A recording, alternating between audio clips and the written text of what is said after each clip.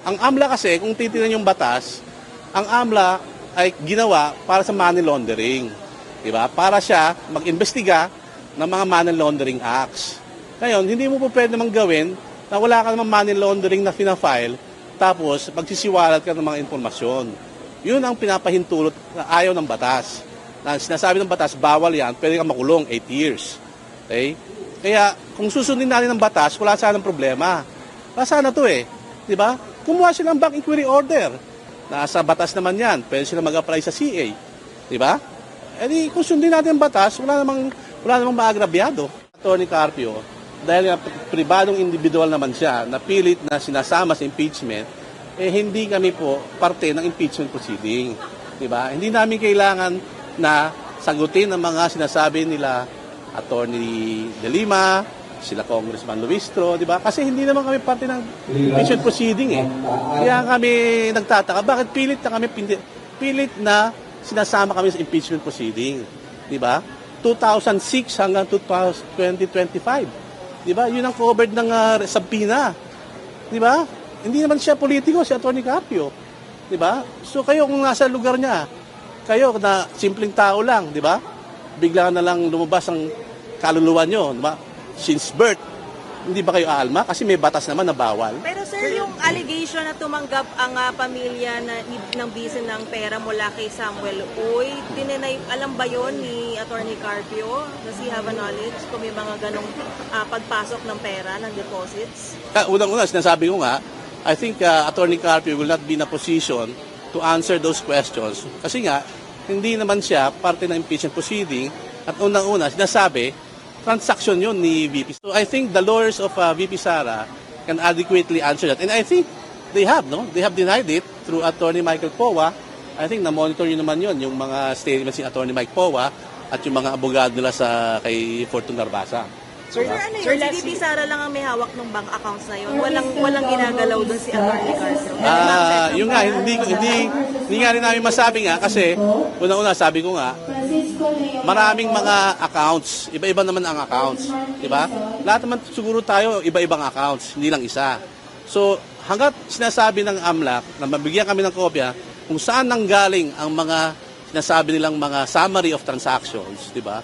Mahirap mag-speculate, di ba? Hindi pwede mag-speculate sa isang bagay na hindi mo naman alam kung ano talaga yung specific transaction na sinasabi nila. Sir, I think that should be properly addressed by the lawyers of VP Sara, no?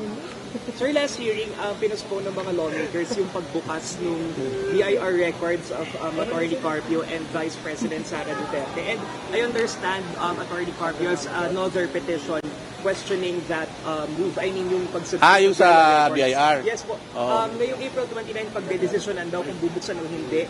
Ano po yung comment natin dun sa...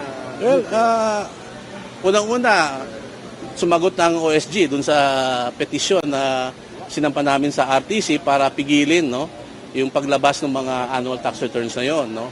At ang nangyari na monitor din namin na sinelyuhan naman, no, ng BIR Commissioner. Ngayon, kung alam mo na may kaso, di ba? At alam na nila na may kaso, hindi ba dapat parang antayin muna ang desisyon ng korte, di ba? Kasi judicial courtesy yan, di ba? Alam mo na magdidesisyon ng korte, bakit mo pangungunahan? Di ba? Nasa sa kanila yun kung anong gagawin nila. But may initial resolution ng TRO, denying ang TRO dahil nga daw moot, di ba? Pero sabi namin, nag-motion for reconsideration kami kasi hindi pwedeng moot kasi nga sinelyuhan naman eh. So ang broader issue rito, pwede bang gamitin, no, ng House Committee on Justice ang tax returns? Di ba? Pwede ba lang gamitin nang walang consent ng mga taxpayers? Sir, should the lawmakers decide to open the box sa Wednesday, is this another para opportunity for the camp of Attorney Carpio to challenge again that move sa court if ever lang buksan nila yung BIR records? Kung mangyayari yun, then we will just have to inform the court, no? Kasi may kaso na yan. We'll just inform the court na itong ginawa nila and then let the court decide if whether or not that action of the supposed future action of the House Committee on Justice is constitutive of contempt or not, no? Sir, sinabi ko ni Congressman Joel Suman na yung ginagawa ko nilang hearings including sa pagbukas ng mga salin and bank records ng Vice President and her family, ay hindi po siya fishing expedition. Do you still maintain, or does your camp still maintain, that what the House is doing is already, it can be considered as a fishing expedition or not? Well, I don't want to comment on the side of VP Sara as the subject of the impeachment. But as for Attorney Mans, siyempre sa amin fishing expedition, di ba? Di ba ang posisyon lang naman ng impeachable officer as Vice President 2022 to 2025, di ba? Pero kung makikita niyo yung tax returns na gusto lang buksan 2006, di ba? Tapos itong gusto lang bank reports 2006 din. So 2006 to 2021, hindi ba fishing expedition 'yon na hindi naman unang-una, hindi naman covered ng term ni VP Sara. Pangalawa, si Atty. Carpio, hindi naman siya politiko. Bakit kailangan mo pang usisahin ng tax returns niya at saka kanyang mga bank transactions, di ba? It's a fishing expedition precisely because of the all-encompassing and malawak na gusto nilang impormasyon, di ba? Kung sabi nga nila, sufficient in form and substance na yung complaint, bakit ka pa kailangan kumuha ng ebidensya, di ba? Sabi na okay na yung complaint. Tama na sa form, tama sa substance. Di ba? So bakit meron pa tayong ganito na mga nangyayari na sinasabi na pa yung mga tax returns, sinasabi na pa yung mga bank transactions prior to 2022. Ha? From 2006 to 2022. So a period of around 16 years. Di ba? Hindi ba phishing yun?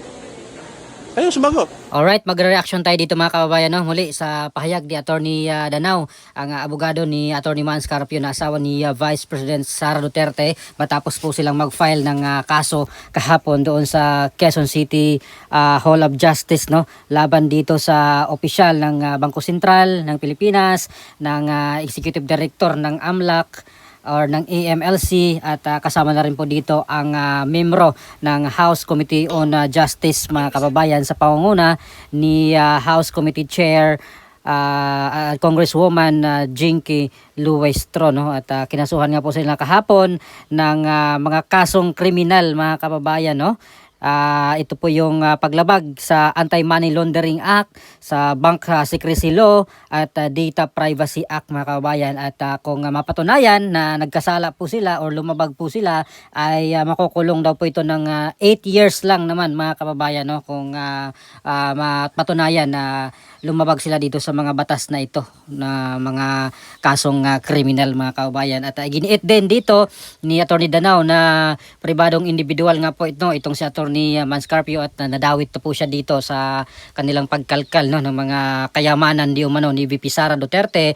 At alam nila na bawal daw yung ginagawa ang disclose, no, or disclose itong mga bank records na ito, no. At sinasabi nila or sinasabi ni Attorney Danao na fishing expedition yung kanilang ginagawa, dahil mantakin mo ang kanilang kinakalkal ngayon ay simula 2006 mga kababayan hanggang 2025, at mga taong hindi pa po Vice President si VP Sara, no, from 2020 or 2006 hanggang 2021 ay hindi pa po Vice President si VP Sara, no, noong mga panahon na iyon. Pero bakit sinama nila yung mga panahon na iyon, whereas yung pag-upo niya bilang Vice Presidente or Vice President ay yung 2022 lang hanggang 2025. So sana yun na lang yung kanilang kinuhang mga data, no, yung mga records. At para po sa aking personal na opinion dito mga kababayan, no, although hindi po tayo abogado at wala po tayong background sa law, bilang isang individual lang, no, Filipino citizen na nagmamatsyag, nakikinig ng mga balita at nag-a-analyze sa mga pangyayari ngayon sa ating bansa, no, lalo na sa usaping politika, ay halatado naman mga kababayan na talagang politika yung kanilang dahilan dito sa kanilang ginagawang investigation ngayon dito sa House Committee on Justice, no, mga kababayan. Bakit ayaw pa nilang iakyat dito sa Senado, no, para maumpisahan na yung trial kung saan doon naman talaga yung totoong impeachment court, no, doon sa Senado. Bakit pinapatagal pa ng House Committee on Justice? Para saan at ano po yung purpose nila? So isa lang po yung sagot natin dyan, at alam ko naririnig nyo na rin po ito, no, na talagang gusto nilang wasakin ulit si VP Sara Duterte. Kagaya po ng ginawa nila dati kay Vice President Gigi Marbinay na talagang kanila pong binakbakan hanggang hindi na makabangon, no, itong si Vice President Jojo Binay no mga panahon na iyon, no, mga 2015, 2014, yung mga palapit na yung 2016 election, no, kasi matunog po noon si VP Jojo Binay na tatakbong presidente, no. Kaya talagang ginawa po ng mga kalaban sa politika na talagang sirain itong si VP Binay noon at nagtagumpay po sila mga kababayan no mga panahon na iyon na hindi na po nakabangon, no, si VP Binay no mga panahon na iyon. Pero dito sa pagkakataong ito sa kay VP Sara ay sa tingin ko ay malabo po silang magtagumpay mga kababayan, considering po dito sa consistent na survey, no, survey result ni VP Inday Sara, no, na talagang mataas yung kanyang nakukuhang mga trust and approval ratings, no mga kababayan, mas mataas pa sa lahat ng mga public officials, top public officials, siya po yung may pinaka malaking nakukuhang porsyento mga kababayan, no. At dito naman sa survey para sa presidential race, no, sa 2028 ay consistent rin na nangunguna itong si VP Sara Duterte at sa tingin ko ito po yung dahilan bakit po ay ginagawa nila itong mga investigation or hearing dito, no, sa House Committee on Justice, no. At kung meron na po silang talagang sapat na ebidensya, bakit hindi na lang nila iakyat doon sa Senado para magkaalaman na at once and for all matapos na itong impeachment proceedings na ito, no. Dahil unang-una sayang yung gastos ng taong bayan diyan sa paghihiring ng House Committee on Justice, no. Ilang milyon kaya yung gastos nila per day, per hearing, yung paggastos sa pagkain, sa kuryente, sayang, no. At sana magamit na lang po yan sa totoong pwedeng mapuntahan ng mga tulong ng taong bayan, no, or yung talaga makinabang yung mga taong bayan dyan sa mga pinagagastos nila sa impeachment hearing dyan sa may House Committee on Justice mga kababayan. So ano po masasabi nyo dito sa patuloy na impeachment hearing ng House Committee on Justice, no, at pati itong pagkalkal na ng mga ari-arian, no, mga bank records, mga kayamanan ni VP Sara simula 2006 hanggang ngayon mga kababayan. Yun po yung coverage ng kanilang kinakalkal ngayon na kayamanan daw ni VP Sara Duterte mga kababayan. So please comment down below. Maraming salamat. God bless po sa ating lahat.